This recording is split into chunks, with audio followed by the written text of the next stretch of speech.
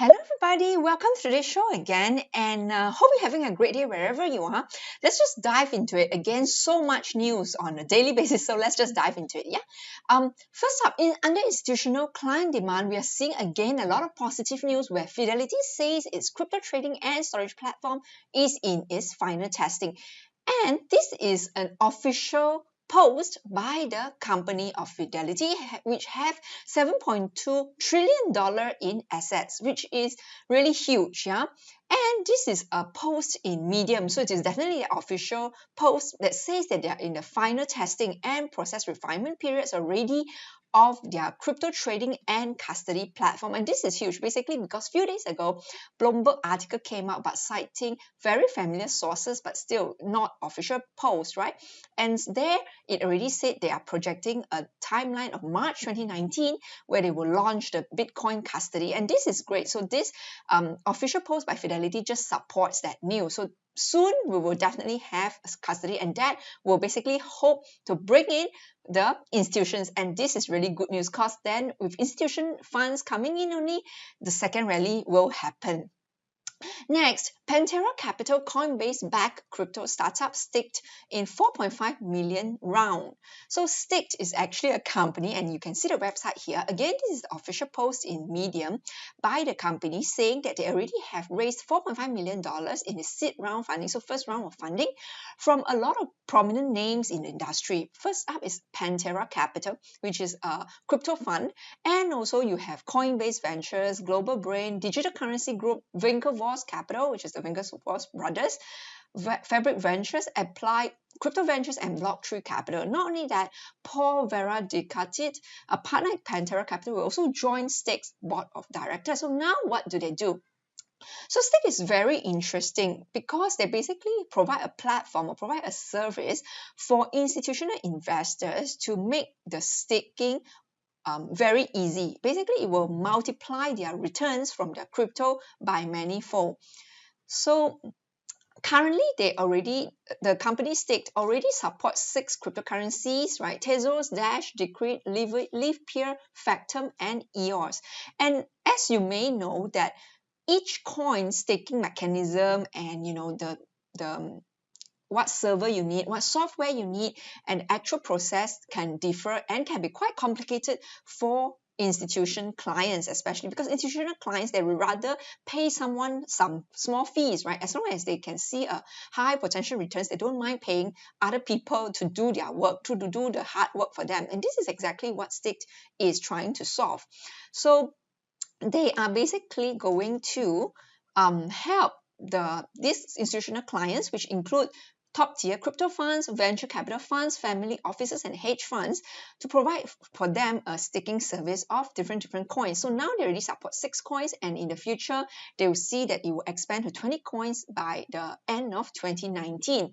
Their fees is a maximum of 10%, yeah, on the amount staked, but the condition is that they have to be uptime 100% during the whole staking process. And basically what they see is that there will be demand because the CEO basically say that if the clients is projecting 100 times increase in their underlying crypto, they don't mind paying a 10% fee, right? That's basically the proposition. And yeah, the fact that you have so many big names, Pantera Capital, Winklevoss Brothers, Coinbase, backing Staked, you can already see that there are a lot of demand. And that also ought to tell you that institutions are investing into crypto. And that is why, staking service companies like Staked have clients, yeah? That just ought to tell you who is investing in this space. So really, the institutions are definitely investing already, but to get more investors of institutions to come in, you do need custody, you do need more clear regulations, right? But again, a lot of the people, especially retail investors, are not aware of this thing. So hence they are still not, in the market now, which is very sad because they should be in the market at this low point now, right? Third, Prime Trust undercuts rivals in crypto custody rates. So Prime Trust is a Nevada trust company. So they provide they provide crypto custody services. They have previously charged about 4 to 10 basis points. 10 basis points is just 0.1% fees for their service. Now they are basically spoiling the market and they're going to charge zero. There's no fees now. That they basically eliminate all the fees for their crypto custody. And why they want to do that is because they want to attract more clients, and perhaps they are preparing for a huge inflow of institutional clients, right? But of course, there's no free lunch in this world. So how they earn other revenue is that they hope with a huge volumes of clients using their service, then they can, you know, provide other services. Like they say, customers who store crypto with them also park their fiat. So that means it's like a deposit service. So they will just earn interest on the latter. So they will, they don't need to pay their clients the interest, but they can actually put those money into a bank, right, or some other users, short-term bonds maybe, just to earn that returns, right? And the hope is, of course, to get volumes in. And perhaps they also see a lot of competition coming in. After all, Fidelity custody are going to come in March, and then they will feel, competition is on, then a lot, maybe other institutions will flow to more prominent ones. Definitely Fidelity is much more famous, right, than Prime Trust. So I mean, if I'm an institution, I will also go with Fidelity or other big Wall Street names that may come in later part of 2019, which has not been announced yet officially. Yeah. Next, right, under build, we have a lot of token news, so a lot of developments in this space, which is great. First, Ethereum 2.0 to use a testnet network Goerli blockchain, which has just been activated. So apparently this is a highly anticipated Ethereum upgrade, and Goerli is a testnet. It's basically a platform for testing for something called Prism, which is very important. That's like the necessary ingredients to make Ethereum scalable and more friendly, basically make it faster and able to support more decentralized applications. But now this is just a small part of the whole picture, but you still need all these small parts to form before you can get the whole scaling solutions for Ethereum to work. So yeah, this is definitely a good step, right, for Ethereum, because otherwise Ethereum is basically a bit lacking in the news, honestly, and seems to be losing a bit of the luster to EOS and Tron, because they are EOS and Tron are attracting a lot of gaming and gambling applications, right? Whereas Ethereum has been rather quiet on the side, though Vitalik Buterin seems to be doing things, but he's not used to like publicizing a lot of his work. So this is good, definitely, that you hear at least some development on Ethereum. Yeah. Next, crypto compliance project TRM Labs brings in 1.7 million in funding led by Blockchain Capital. So TRM Labs, what they do is actually they want to streamline compliance in the crypto community. That's what they do. So the funding will help them to basically hire more engineers, right, and make progress on their platform called Token Relationship Management Platform. This is basically to simplify compliance efforts. So I think what it seems to be is just a product that is a software tool. Definitely can give to any crypto companies that need to comply with regulations. They can just like plug and play. So definitely very useful, and I do see a lot of demand because regulations is coming whether you like it or not, right? And we definitely need more regulations before the institution, the big boys, can pour more money into this space. And Blockchain Capital is one of those firms that have supported a lot of prominent projects like Coinbase, Ripple, Kraken, and Circle. So definitely now that they're investing in TRM Labs, it definitely speaks a lot to TRM Labs, and they have a very strong and experienced team behind them. So definitely very good, and definitely this is again one of those promising projects, right? SBI reports financial results, recognizes Ripple for cross-border payments. So SBI Holding is a very major financial group in Japan, and Japan also is a big Bitcoin, and cryptocurrency nation. They are one of the first forefront country to actually legalize crypto, and so a lot of people in Japan are big on crypto.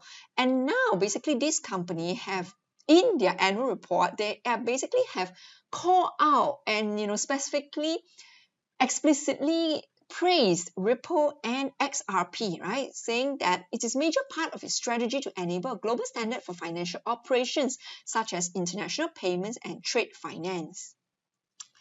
Next, Platin Proof of Location Protocol receives backing from EOS Global Ecosystem Fund.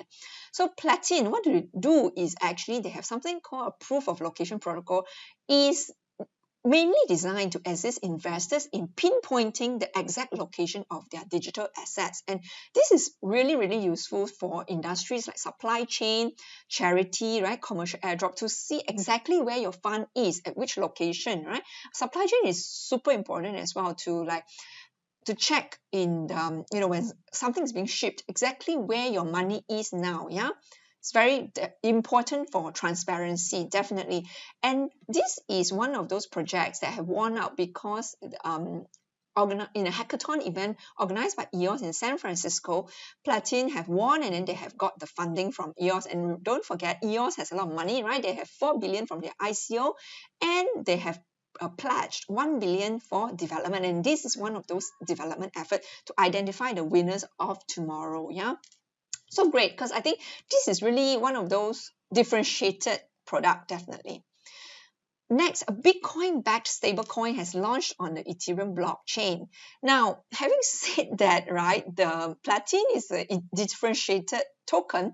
I think this wrapped BTC, what it is actually is a coin that is backed one-to-one by Bitcoin, but it's going to be on the Ethereum blockchain. It says it brings greater liquidity to the Ethereum framework network. It's interesting, right? I personally, I don't see a lot of benefits why we need a coin, right? A stable coin that is backed by a Bitcoin. Why don't you just use Bitcoin, right? And so, yeah, I just wish there are more developers out there who can concentrate on working on the most well-known, the longest history, the safest so far cryptocurrency, which is Bitcoin, right? Rather than having something else, which is something like a replica, but not really. So yeah. Next, adoption.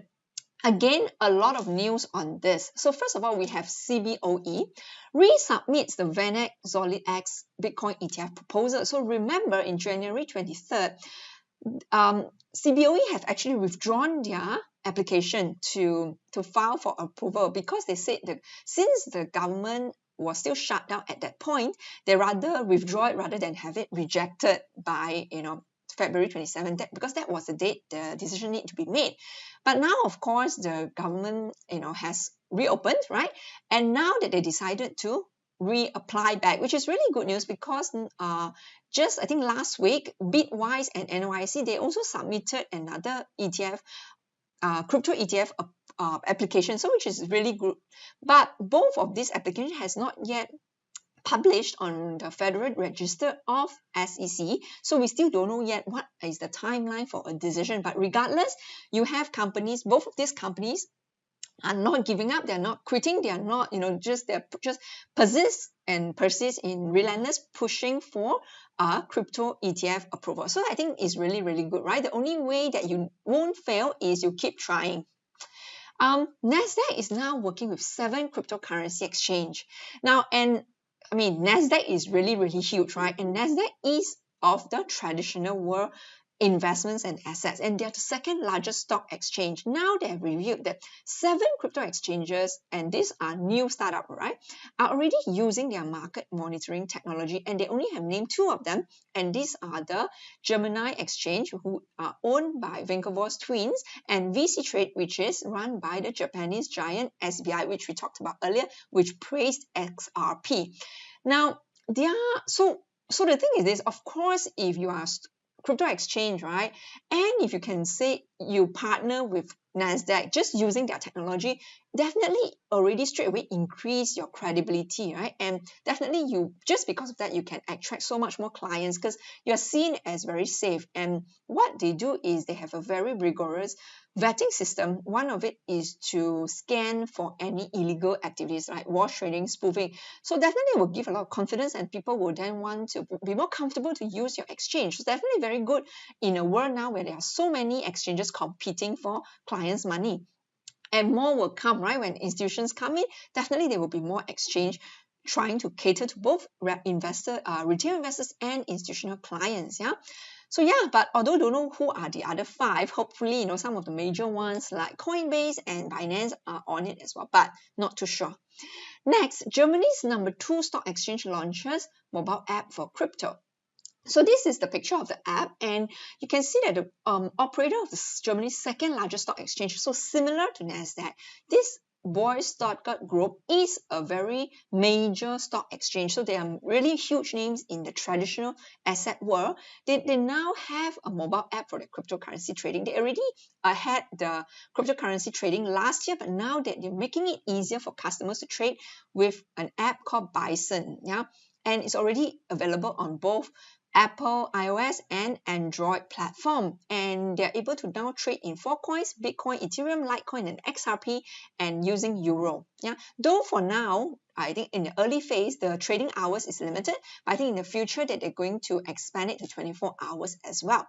So definitely very cool, because this is, again, you see a lot of the national stock exchange wanting a piece of the crypto action. Germany is one. Thailand already said that they have applied for approval, so that's next. Hong Kong as well. So definitely you're going to see a lot of these localized, crypto exchange in the future integrating with the stock exchange as well. So that's really, really huge. It just adds credibility to this field. Binance users can now pay for crypto with credit cards. So first, what they allow, so you can now use credit card, both Visa and Master, to buy Bitcoin, Ethereum, Litecoin, and XRP on Binance platform. And this is just the normal Binance platform. This is not only the Jersey one. This is the Binance.com. Yeah. And then from there, you can then trade into other tokens of your choice, right? So Simplex fee, so they use the payment processor called Simplex, and the fees is 3.5% or $10 USD minimum. So whichever is higher. Sorry, yeah, whichever is higher, correct. Yeah, so of course a credit card is always have a higher fee, yeah, because yeah, that's just how it is.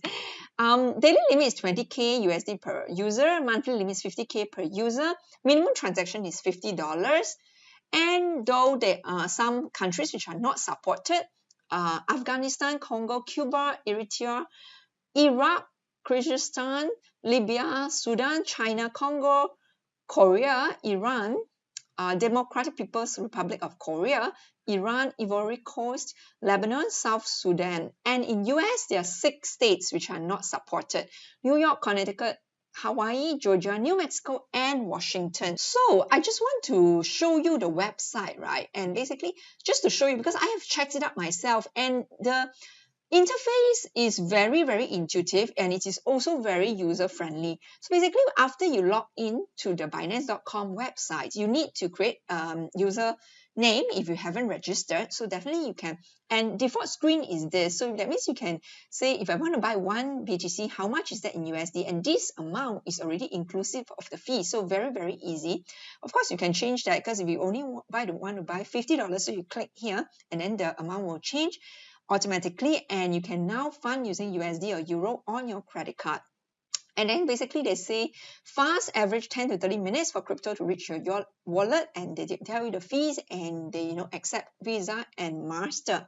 So after that, you just need to confirm your order, and they will tell you how much is the fees, right, and how much is the total charge, and then you confirm.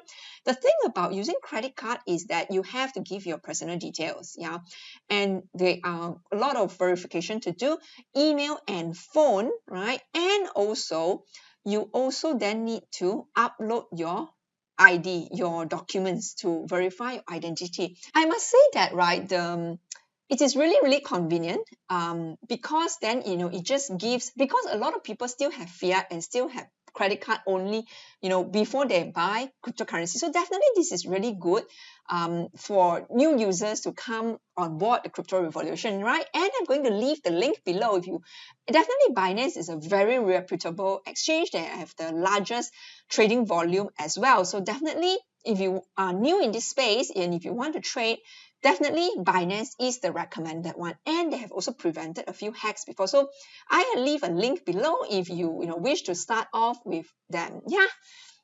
Coinbase launches a new affiliate referral program.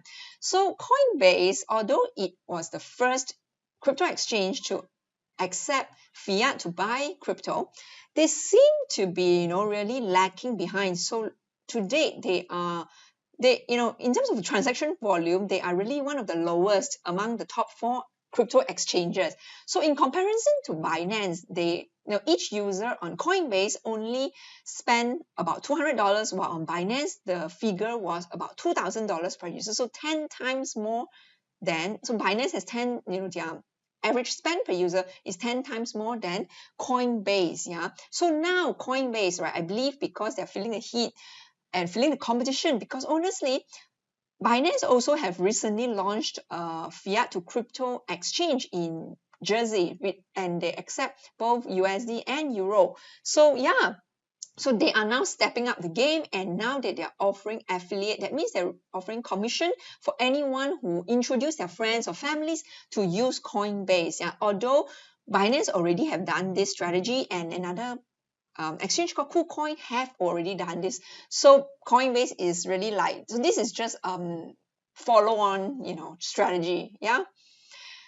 NYDFS grants bid license to third Bitcoin ATM operator. So this is really interesting because New York is a very restrictive place when it comes to cryptocurrency, although it is the financial hub. Of course, everyone knows that, right? And Wall Street is based there. Now, the thing is that it is good now that they seem to be relaxing, because this is the third license to ATM Bitcoin ATM operator in January, in this month alone, and compared to only one license granted in 2015, 2016, and 2 in 2017. So 2018, nothing.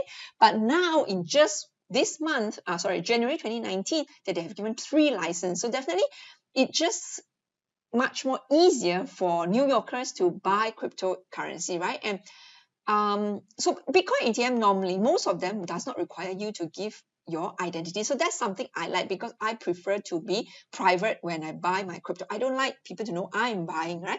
So yeah, so that's the thing. But of course, some people don't mind if they want to use the crypto, they want to use fiat or credit card to buy, then definitely you need to give your ID. Last one is crypto exchange Quadriga CX files for creditor protection.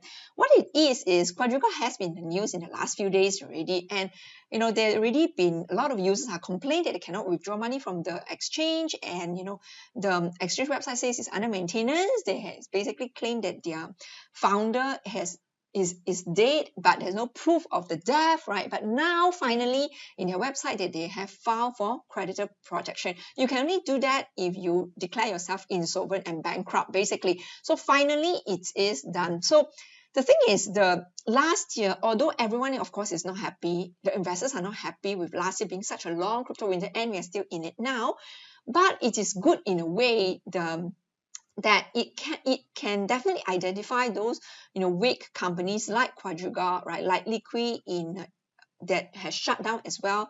And all these companies just need to be shaken out of the system and leave really the good ones, right? Then yeah, so basically then the system can thrive, right? So what's left is things like Binance, Coinbase, right? And definitely those stock exchange ones like the Germany Board Stuttgart, and of course ICE is going to launch back soon. So all these will be the strong hands. And yeah, unfortunately there will be some centralization, but they are still strong ones like Binance, who are not really related to any banks or financial institutions. So definitely very good to see, right? But yeah, I think it is definitely good to only go with those reputable and big crypto exchanges, because really this field is still very new. People have lost money, so be very, very careful. The last point is that I think it was CoinDesk or Cointelegraph has this news which basically say February has generally been a good month for crypto looking at the history, and will it be similarly in this year as well? No one knows, but let's hope it is. And I think a lot of things will happen in March this year, so definitely let's pray for the best, right? Because BACT is, well, a lot of people think that BACT will be coming on board in March, but definitely very likely Fidelity crypto custody is going to be happening then. So very, very interesting space to look out. And, again, for those people who have not yet invested, now is really still the time. You still have time now to buy into cryptocurrency at a very attractive prices, right? Before the next rally, but unfortunately, I know some people will only buy when prices are going up. So that is really the sad truth. But again, if you're not that few, if you can spread this message around, right? And yeah, I'm going to leave the key links in the description below for you to, just explore more and also share the message around. Yeah, hope you're having a great day, everyone. And for new subscribers, thank you so much. And I really, really appreciate your support. It means a lot to me, right? And yeah, thank you so much. I hope you have a great day, everyone. God bless. Thank you.